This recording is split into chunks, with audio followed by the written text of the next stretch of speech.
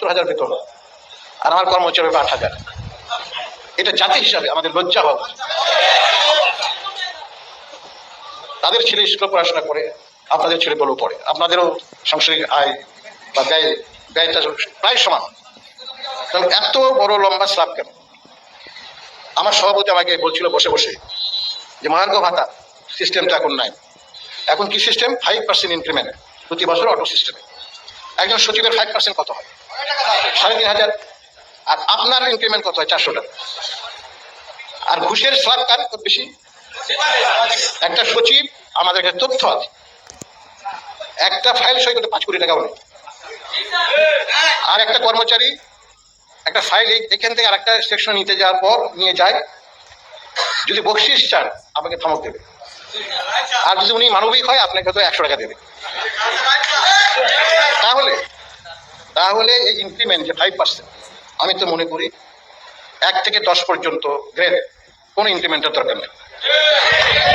এই টাকাটা 10% করে দেওয়া হোক, 11 থেকে 20 পর্যন্ত।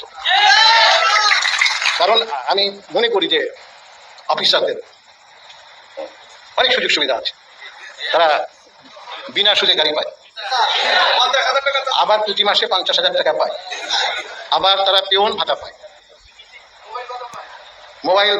মোবাইল ভাতা পায়। আর কত ভাই? আপনি মালয়েশিয়া যান, দুবাই যান, কানাডা যান, ইউকেতে যান, অস্ট্রেলিয়া যান, বেগম পাড়া করে উঠেছে। আপনারা শুনেছেন? আপনাদের কি কোনো সুযোগ আছে? কারা করেছে? আমাদের মতো যারা সিনিয়র কর্মকর্তা, যারা দুর্নীতি পরায়ণ, যারা রাজনীতিবিদ, এরাই বেগম পাড়া তৈরি করছে।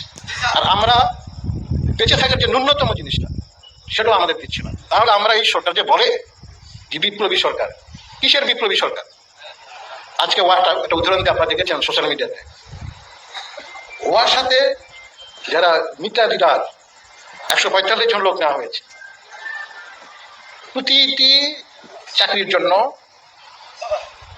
ওই মন্ত্রণালয়ের এক যিনি উপদেষ্টা, তার পিএস এর মাধ্যমে 20 লক্ষ করে টাকা দেওয়া হয়েছে। এটা প্রমাণিত। এইভাবে একটা বিপ্লবী সরকার হাসিনাকে তাড়িয়ে দিয়ে এই ধরনের নির্লজ্জ ব্যয় উপদেষ্টাদের তো আমরা দেখতে চাই না। যারা ডক্টর ইউনূসের প্রতি আহ্বান জানাবো এই মঞ্চ থেকে, আপনাদের ভাই হিসাবে, সহকর্মী হিসেবে, যেটাই মনে করেন আপনাদের পক্ষ থেকে, এই বিতর্কিত অন্তত 6 জন যাদের বিরুদ্ধে ইতিমধ্যেই দুর্নীতির কেলেঙ্কারির প্রমাণিত হয়েছে, তাদের অবিলম্বে তাদের উপদেষ্টা থেকে অপসারণ করতে হবে। আর 34 জন আওয়ামী দোসর সচিব আছে, আর 28 জন আছে বিভাগীয় প্রধান। এই তথ্য আমাদের কাছে আছে, সরকারের কাছে জমা দেওয়া আছে। আমরা আগামী 7 দিনের মধ্যে তাদের অপসারণ চাই। তা না হলে আমরা এদেরকে অবাঞ্ছিত ঘোষণা করব এবং পর্যায়ক্রমে এক একটা অফিস ঘেরাও করব, বলে ওদেরকে বের করে দেবো। আমরা আইন হাতে তুলে নিতে চাই না, কিন্তু বাধ্য, কারণ এরা কিন্তু সুযোগ পেলে আপনাকে ব্যাকফায়ার করবে। অতএব এটা আপনারা মনে রাখবেন। আমি আপনাদের সাথে আছি।